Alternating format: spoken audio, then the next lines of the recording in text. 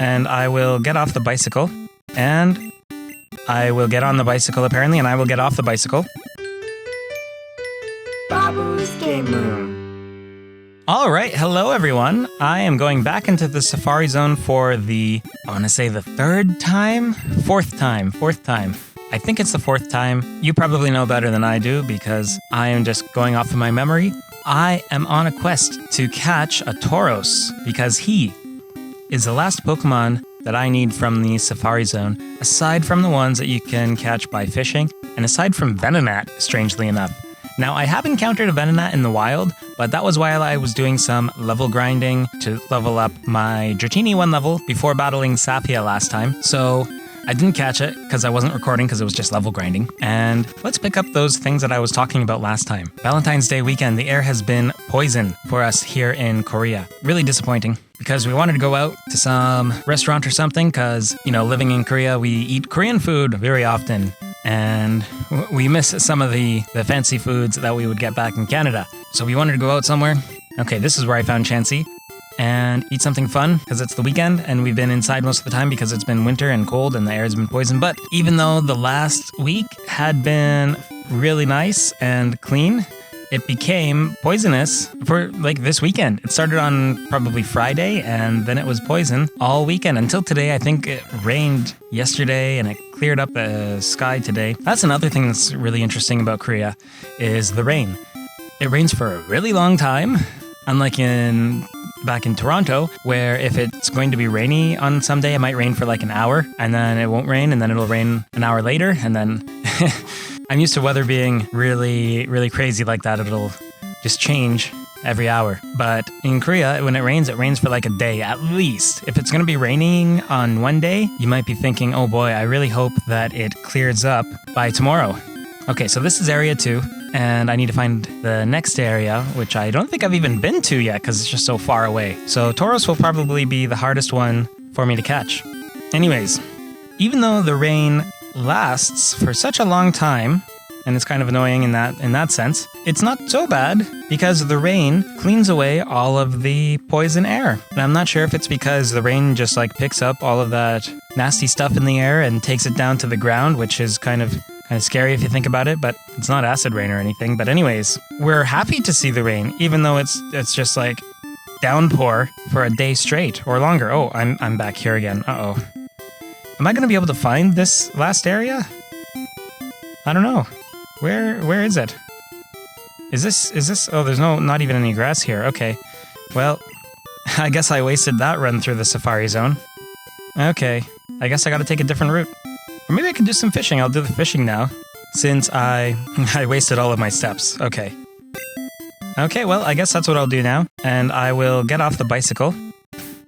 And I will get on the bicycle, apparently, and I will get off the bicycle. And I will use my good rod. So I didn't get the super rod, because if I were to go down in that direction, that is a super long route that I would do one video on, and that's, let's see, that's going to be the fishing area until the Snorlax, including catching the Snorlax, and then it's going to be Silence Bridge with all of the fishers, and then, okay, Poliwag. I think Safia doesn't have a Poliwag. Okay, anyways, that would be Silence Bridge, whatever it's called. And then the area with all of the bird catchers. And then it would be the maze with all of the trainers in the maze. And then it would be the area outside with the more bird catchers and the bikers. Let's see, Poliwag. Okay, I'm gonna catch 2 Poliwags because I needed to trade one to get a Jinx. I really like Jinx. And I need to evolve a Poliwhirl to get a Jinx. What do I call these? Okay, I don't have any good name for a Poliwag. I'm going to call it Frog Slap because it looks like a giant tadpole slapping someone when it evolves. And Frog Slap sounds kind of silly. I like it. Okay, Frog Slap. So I actually need to catch 2 Poliwags and anything else that shows up here. I forgot that I need 2. Okay. Does Safia have a Poliwag? Okay, Goldeen. Here is the other Pokemon I need to catch. Okay. So these fish aren't too hard to catch, especially because they're only level 10. Might run away now that I've said that, though. But that's not a big deal. Now, what was I talking about before I decided to fish? Let's see. Can't eat the food because the air has been poisoned. Oh, we really like the rain because the rain clears up the sky. So it doesn't feel like, oh man, it's raining and it's going to be sad. No, it feels like, wow, it's raining. And then the air is going to be clean again. And then the next day after when the rain has stopped, or 2 days after when the rain has stopped, we can go outside and play and not have to worry about smelling all of the car fume smells and the campfire smell. Okay, I'm going to call it Sysflip, if I can spell it properly, Sysflip, because I've always found it interesting how Goldeen is a very feminine Pokemon, and Seaking has king in its name, and it's a more masculine kind of Pokemon. So, Flip because it's a fish, and fish flip, and it flip also because it switches, and cis because of like cisgender and stuff like that, which means like it maintains its gender. And I think that Sysflip thinks that it's cool if you want to be, you know, one gender, and then you change your style and you dress like a different gender, and that's cool. That's okay if you want to do that. That is completely fine. It's also fine if you want to change your gender too and that kind of stuff. No big deal. But I'm not going to dwell on that point because this is a Pokemon video and I'm talking about Korea. And I know that Safia and I, and usually me, I bring it up a little bit more than her. We talk about sort of the downsides of living in Korea, but we really like it here. And we were originally going to stay just 1 year, and we decided to stay a second year because we like it here. We like our job, and we like the country, we like the people, we really like the food. That's probably our favorite part here is the food. And let's see, Frog Slap was my first Poliwag, second one. Okay, I'm going to call this one Frangry. Frangry. It's a combination of frog and angry. Okay, I kind of like this name, Frangry. So I hope that Frangry is better and I can keep Frangry and trade away Frog Slap. But that's kind of a cool name too. I like these names. Okay, can I encounter one more Pokemon? Yes, I can.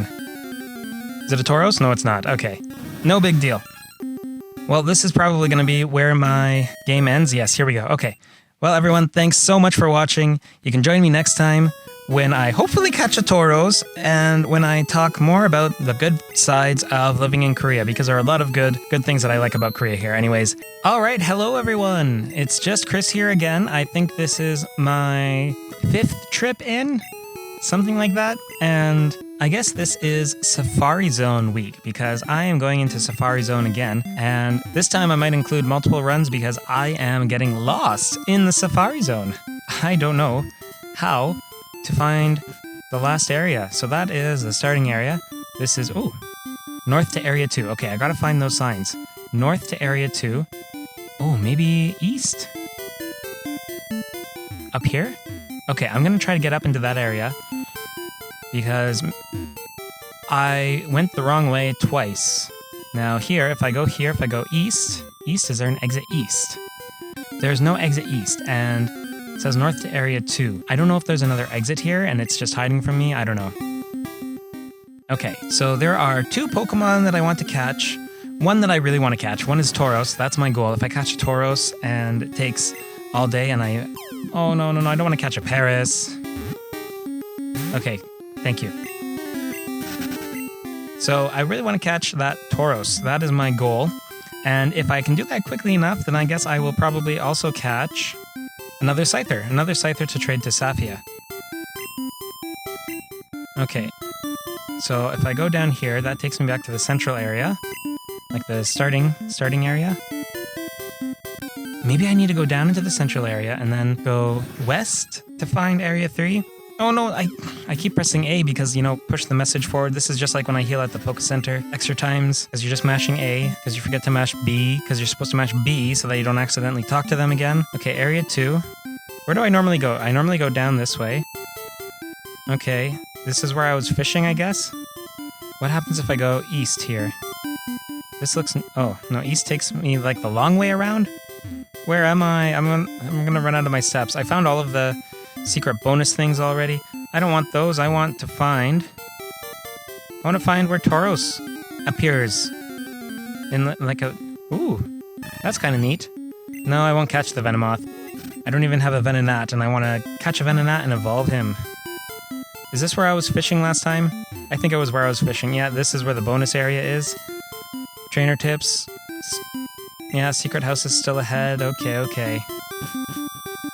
This is where the teeth are. If I go down here, that's nothing. If I go right, that's nothing. And I need to surf or something. Is this the third area? Can I only get there with surf? That would be lame. Maybe I do have to look at a map. Oh! Okay, I gotta find another route. Okay. So Tauros is gonna be the expensive one for me. So that was a joke in the anime, was that Ash caught a whole bunch of Tauros when they were supposed to be super, super hard to catch. And I never watched the episode, but I think what happened was that there were a whole bunch of other Pokemon that Ash wanted to catch, and then Tauros just kept running in front of his Safari balls, and then Ash caught the Tauros instead, even though he didn't want to, and that's how he ended up with like 30 of them and nothing else from his trip to the Safari Zone, which nowadays wouldn't be so bad because you could just trade your extra Tauros for the other ones that people caught accidentally. I'm sure someone has accidentally caught a Chansey or a Kangaskhan. Well, maybe not exactly accidentally, but they probably have extras. Okay, so I think there is nowhere else that I can go from here because going east is a dead end. So I said last time that I would talk more about the good sides of living in Korea, and I think probably my number one favorite thing about living in Korea is the transportation. And Korea is a really small country, especially compared to Canada, where I'm from. I haven't even seen most of Canada. I haven't even seen most of Canada's biggest cities because it's just so big. It's hard to get around in Canada, especially if you want to travel to the other end. I've never been to BC at all because a flight to BC from Toronto costs about as much as a flight from Toronto, say, to London. So if I can go to London or, anywhere else in Europe for the price that I would pay to stay in Canada, I'd choose to go to Europe until I've seen, enough of Europe, I guess. Okay, I guess I don't go down here this often. Is this where I got stopped one time? Okay. Search for the sea. Okay, yeah. Oh, okay, maybe this is it. Okay, yeah. Okay, Area 3. This is where I need to go.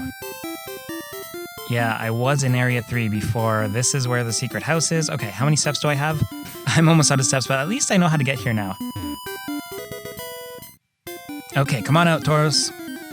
Anyways, the transportation system in Korea is excellent, and I think it is all owned by one company, maybe like a government-owned company, I'm not sure. And if that's not true, then they are all connected by one company, I think. I could be wrong, I haven't researched this, but this is just based off of experience.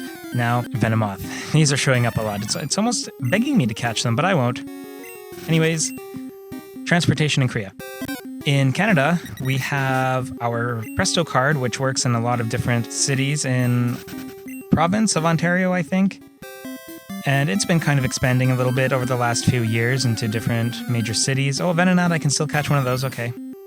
And the thing is, with the Presto card, if you want to use it in a different, like outside of the Presto card area, I think in Quebec, they've got a different card. So you got to buy a whole new payment card. And if you go to, I don't know, probably BC, it might be different. I don't know, maybe because it's English speaking, it might be Presto. I don't know. But in Korea, I've got a T-Money card, and I can use my T-Money card in Seoul. I can use my T-Money card if I go down to Busan, which is on the opposite side of the country, still in South Korea, of course. Seoul and Busan are basically opposite ends of the country, completely different provinces in Korea as well. And I'm going to call Venonat Fuzzle, even though it doesn't look like a fuzzle when it evolves. If anyone knows what this is a reference to, you are awesome, and you can let me know down in the comments if you got my reference. Okay, that is Fuzzle. I only have 44 steps left. I'm going to get off the bicycle. Hopefully that'll help me cheese the system a little bit. Anyways, I can use my T-Money card anywhere in Korea. I don't have to buy any different cards. And they also have transfers. If you connect from one of their bullet-like trains, I don't know what it's called in Korea, but if you connect from one of those trains, you can often connect to the local transportation. And hypothetically, you could transfer from Seoul to Busan on the same T-card if it worked that way. But, because of distance and the way that time works, you can't transfer that way. But I think theoretically you could. I don't know. Okay. I'm all out of time, but I know how to get there. I'm going to try to get there again. And I think because this has been a lot shorter, I will just keep these attempts together. I don't know how I'm going to cut up these videos, but anyways, more good things about living in Korea. So the transportation is super easy. Oh, and say I'm waiting for a bus in Canada, in Toronto. Waiting for a bus. and I missed the bus for whatever reason. Often it's also the bus's fault that I miss the bus. Sometimes, you're supposed to be able to make a transfer, and then one of the buses is late, and the bus that you're trying to transfer to decided to leave early. Sometimes the bus drivers in Canada, they just off from the stop like 10 minutes before their scheduled thing on a bus that comes every half hour.